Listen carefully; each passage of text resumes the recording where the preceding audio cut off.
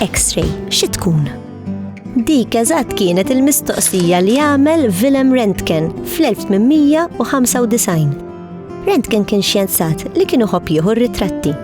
Darba minnhom biżbal skopra li jeżistu l-X-rays meta rnexxielu jistampa id-dellijiet li nħolqu meta dar-raġġi għaddew minn ġo jitmartu.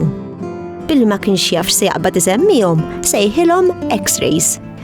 Murajdlu li kellu jirbaħ il-Premju Nobel bl-iskoperta li kien għamel. Röntgen u oħrajn warajh ikkonfermaw li l-X-rays fil-fatt kienu forma ta' raġġi elettromagnetiċi li kapaċi jippenetraw minn ġol ġisem bħal raġġi tad-dawl ħlief li għandhom ħafna iktar saħħa u ma jidrux biex toħloqhom trid tgħaddi kurrent tad-dawl minn ġo tubu vakum. U għal xiex jintużaw? Apparti l-lum ġili jintużaw biex pereżempju janalizzaw l-età ta' pittura jew f'kull ajruport biex jaraw x'għandek fil-basket. L-iktar li jintużaw fil-mediċina. Permezz tagħhom tista' tara x'hemm ġewwa mingħajr ma tiftaħ lill-pazjent.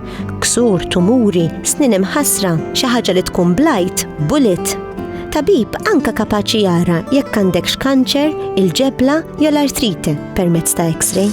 Kif taħdem l-affari? Li jiġriju li l-X-ray jgħaddi malajr minn dawk il-partijiet tal-ġisem li huma rotob u jsiba iktar diffiċli li jgħaddi minn ġolada jew minn xi biċċa ħadid jew mill-ġebel pereżempju. U allura tinħoloq differenza għas-sempliċi fatt li r-raġġi ma jibqgħux għaddejjin u jeħlu. Ir-raġġi li jibqgħu għaddejjin jiġu stampati fuq film.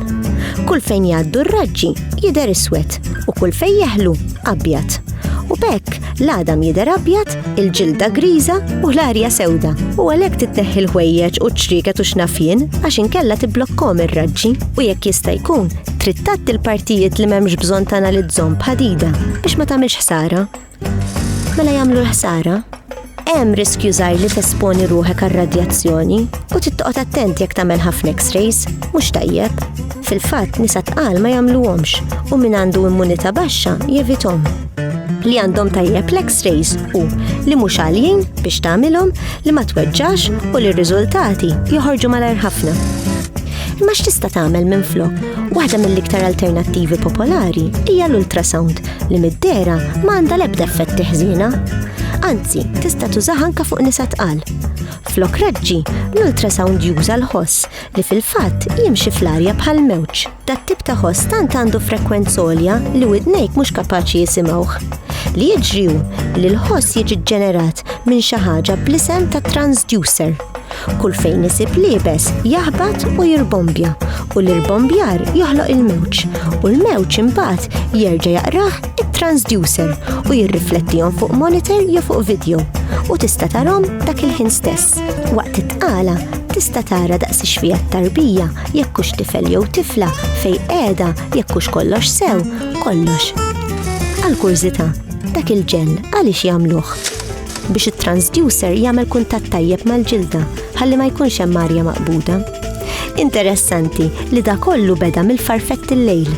Fl-1794 ċertu Lazzaro Spallanzani osservom li kienu donnom qed jaraw bil-lejl permezz tal-ħoss li kienet jirbombja minn fuq l-oġġetti ta' madwarhom. Iktar tard, fil-bidu tas-seklu 20, applikaw il-frekwenzi tal-ultrasound biex ifittxu xi sottomarin. Imma kien biss fil-ħamsinijat li ċertu professur Skoċċiż magħruf bħala Ian Donald ġab l-ultrasound għall-użu komuni li għandu llum.